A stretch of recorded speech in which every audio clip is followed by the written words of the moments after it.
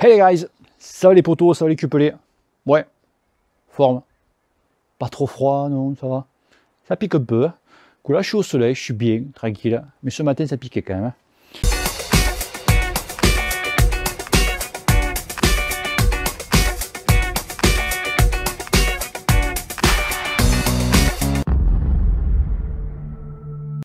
Donc aujourd'hui, nous allons voir un petit peu un petit sujet. Comment un petit peu régler les douleurs au niveau des cervicales, du dos, etc., etc. Parce que souvent, ça vient d'une mauvaise position que vous avez sur le vélo. Donc, on va revoir un petit peu, on va faire un petit peu le tour de tout ça. Donc déjà, bien sûr, le principal quand on achète un vélo, c'est de faire une étude, c'est d'avoir une étude posturale. Donc, une étude posturale, ça coûte à peu près entre 250 et 350 euros. Ok, c'est un budget, mais là, c'est vraiment parfait. Tu as tout, on va tout te dire, la taille de ton cadre, taille du centre, potence, tout, tu as vraiment tout nickel. Ça, vraiment, il faut le faire.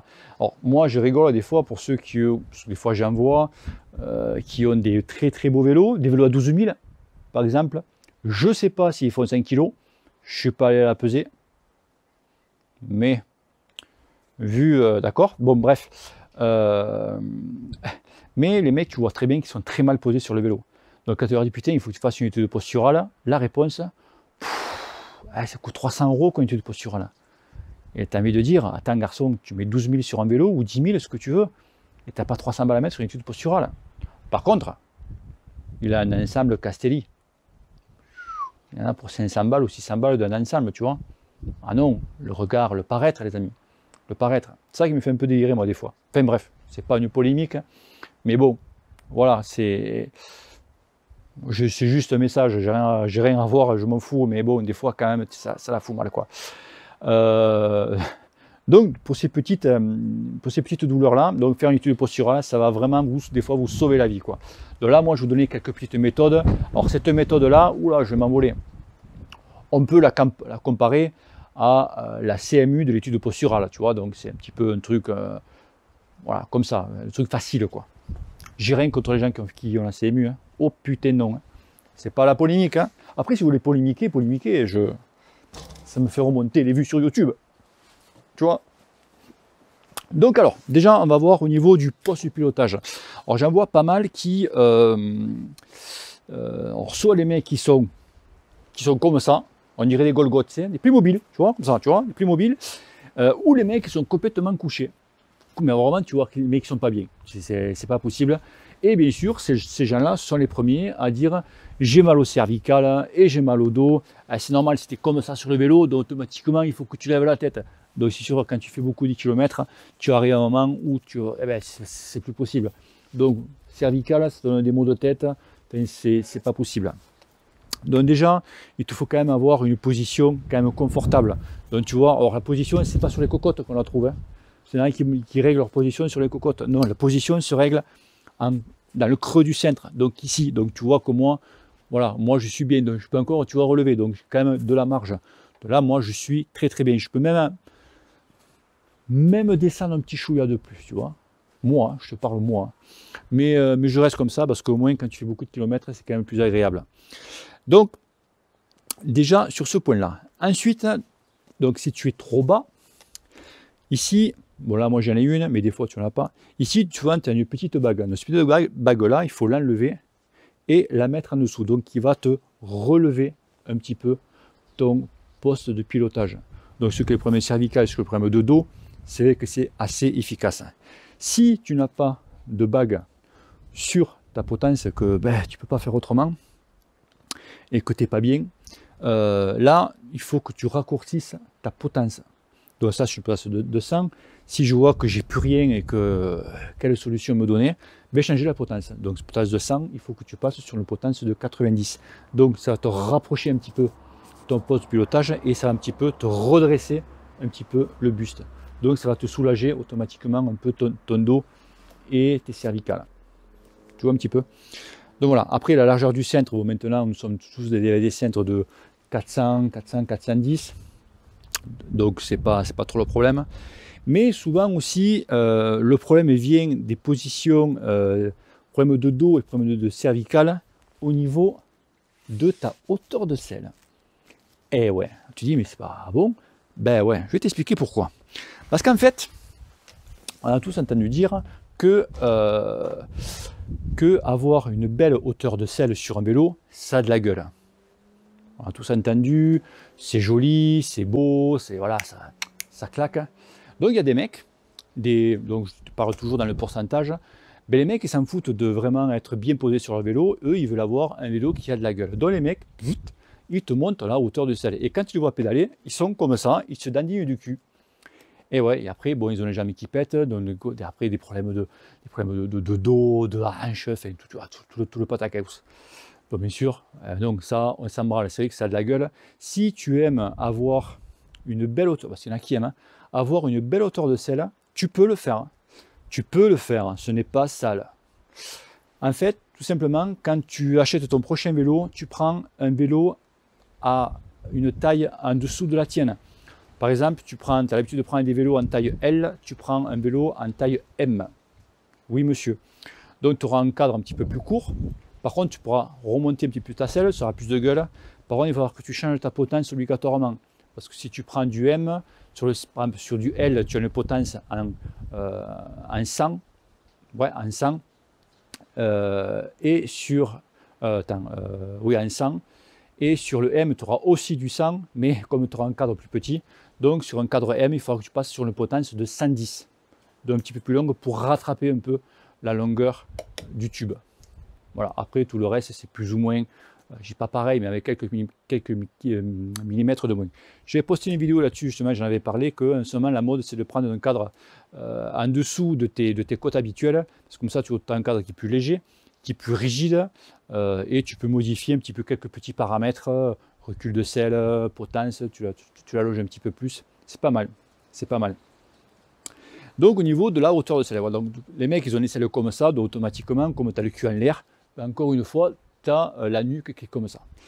Donc comment régler sa hauteur de selle? Ça c'est vraiment le combat, le truc. Alors tu as, moi j'ai quelques méthodes. Alors déjà, il y en a une que j'exclus direct.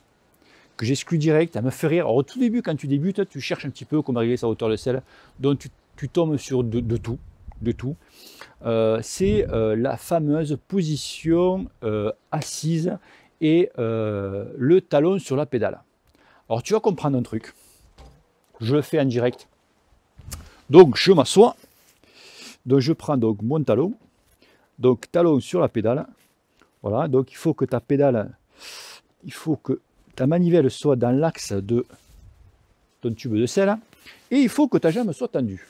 Donc comme tu peux le voir, moi ma jambe n'est pas tendue, tu vois, je suis, tu vois.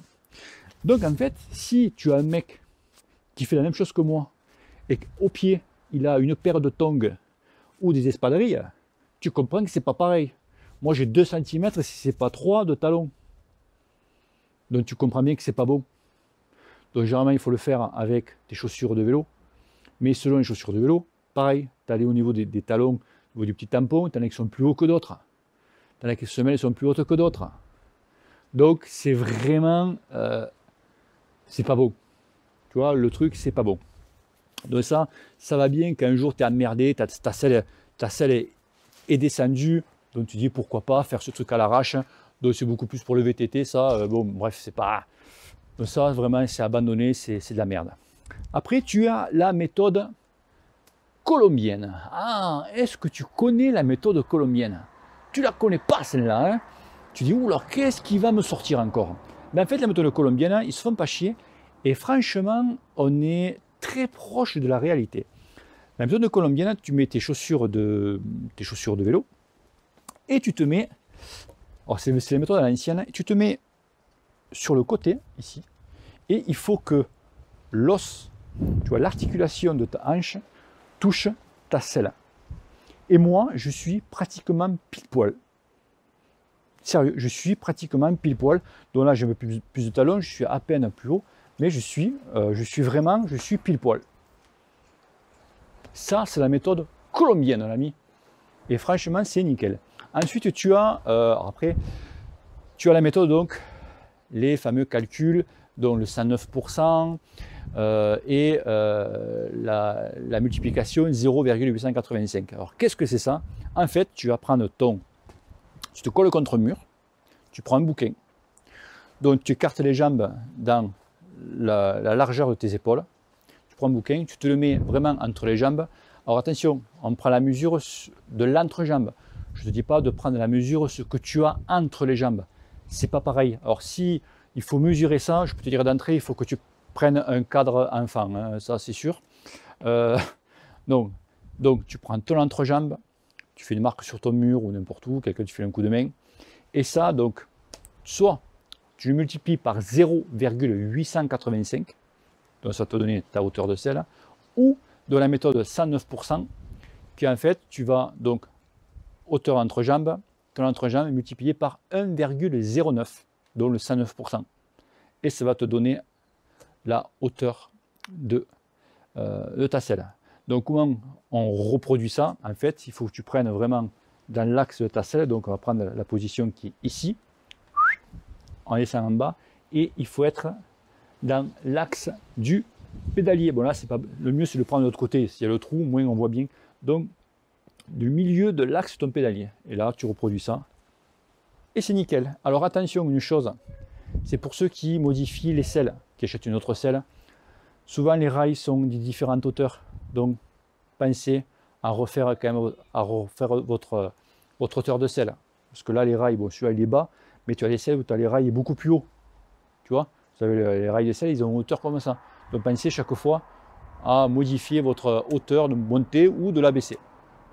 OK? Et après vient donc le recul de selle, c'est-à-dire reculer la selle ou avancer la selle.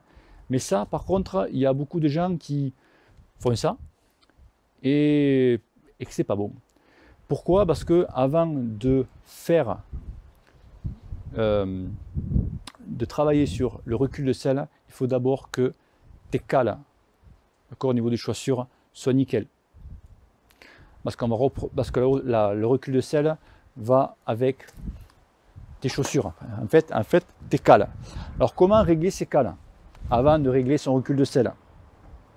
En fait, tu prends tes chaussures, tu prends, tu sais, le scotch de peinture là, tu sais qu'on a tout là, ce scotch blanc là, donc on va le reproduire comme si c'était ma ligne, le orange. Donc tu prends un scotch, donc tu mets tes pieds dedans, oui tu mets tes pieds, donc tu mets ton scotch et tu cherches l'os, l'articulation de ton gros orteil, tu le métacarpe, tu vois, hop, et quand tu trouves, tchic, tu fais un trait. Facile, d'accord? Même si tu as des pieds à la place des mains, c'est facile à faire. Donc, tchac, tu te fais ça. Ensuite, sur tes cales, souvent les cales Look ou Shimano, tu as une petite trace qui te dit le milieu des cales, le milieu de la cale. Donc, ce petit trait-là, eh bien, tu le remets en face de ton petit trait que tu as mis sur ta chaussure. Et là, tu peux être sûr que tu es vraiment au milieu, tu es dans l'axe. Tu visses ça. Donc il faut le faire vraiment différencier entre la droite et la gauche parce qu'on a un pied qui est souvent plus court que l'autre, plus grand que l'autre. Et oui, écoute, si c'était comme ça, moi j'y peux rien. Hein, voilà. Donc ça. Et ensuite, donc, quand tu as réglé tout ça, donc tu vas sur ton vélo, tu clipses, tu te mets donc comme si j'avais clipsé là, et là, tu prends un fil à plomb. Et ce fil à plomb là, on va se mettre comme il faut là. Ce fil à plomb là, tu vas le passer sur ta rotule et il faut que le fil à plomb tombe dans l'axe de ta pédale. D'accord? Je répète depuis le début. Tu prends un fil à plomb, tu clipses et il faut que ça tombe pile poil dans l'axe de ta pédale. Si ça tombe vraiment dans l'axe, c'est que tu es perfecto. Si tu vois que ton fil à plomb il est devant, d'accord, c'est-à-dire que tu es trop en avant. Donc il faut que tu recules ta selle pour rapprocher donc le fil à plomb. Et inversement, si tu as le fil à plomb qui est derrière, il faut que tu avances ta selle. T'as compris ça? C'est pas compliqué, non? Je sais pas, parce qu'il y en a, tu comprends, c'est... Ils ont un QI d'une huître, donc voilà les amis, donc voilà les poteaux, un petit peu, faire un petit peu ce tour. Donc bien sûr, là, c'est quelques petites solutions, je vous dis, c'est l'étude posturale façon CMU. Donc voilà. Voilà, j'espère vous avoir un petit peu donné quelques petites méthodes, quelques petits conseils. C'est vrai qu'on en voit un petit peu de tout et n'importe quoi sur le net, où tu comprends pas tout, où c'est un peu trop compliqué. Voilà. Donc c'est vrai que quand on est mal positionné sur le vélo, au niveau des cervicales, du dos et tout, c'est l'enfer quand tu fais une sortie, quoi. C'est vraiment, tu subis, quoi. Voilà, tu subis. Et des fois, c'est des trucs cons. Il y a une chose qui me tombait là, boum. C'est, faut penser à une chose, c'est que quand je vous ai parlé de la position vraiment aéro, plus tu es droit sur le vélo, dans ton buste, et plus tu as mal au cul. Et ouais, automatiquement, le poids se reporte de plus en plus sur les ischios au niveau de ta selle. Alors faites gaffe à ça aussi. Parce que souvent ils disent putain j'ai mal au cul, mais en fait parce que tu es trop droit sur le vélo. Donc avoir une petite position un petit peu plus penchée, pas beaucoup, hein, des fois c'est quelques. Mais c'est plus agréable. Ok les amis, mais écoutez, je commence à avoir un peu froid. Vous voyez qu'il y a un peu de vent et je commence à me peler le cul. Allez les amis, ciao ciao, bisous à tous, à la prochaine. Et surtout n'oubliez pas que le cul vous pèle et pensez à vous raser le perroquet les amis. Allez, peace. Au revoir.